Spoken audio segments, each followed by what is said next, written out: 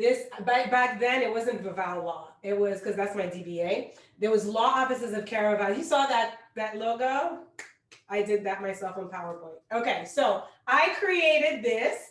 And as you can see, I was practicing door law, okay? Except I didn't have a door because I was virtual even back then, right? Foreclosure defense, real estate closing. I had no idea how to do any of this stuff. Immigration, consumer defense. I did prenup, divorce, everything, auto accident, slip and fall, wills and trust, business organization, securities litigation, DUI. Okay, all right, all civil lawsuits.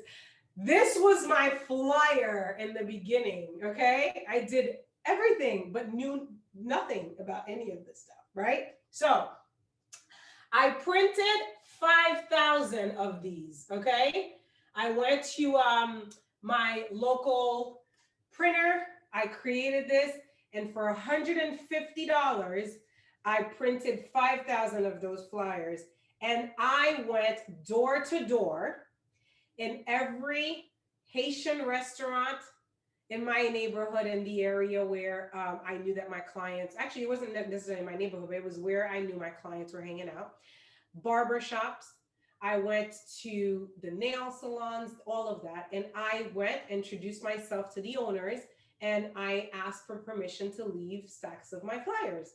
And they agreed.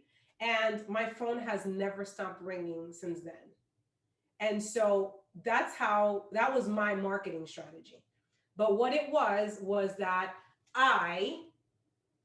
and if you saw on there, it said that I spoke Creole and French, and I put myself exactly where the people that I wanted to service, where they were hanging out.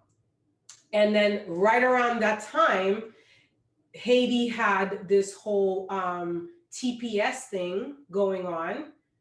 And so I started getting a lot of clients, immigration clients, that I started doing TPS applications for. And I was doing them on a flat fee. And I just kept getting clients and getting clients and getting clients. The phone never stopped ringing.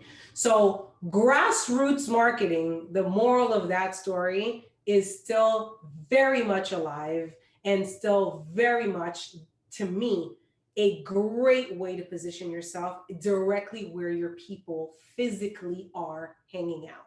So I have the case. I don't know if everybody was already here, you heard me talk about that $2.1 million case that I did with the kid who slipped and fell at Spares bowling alley.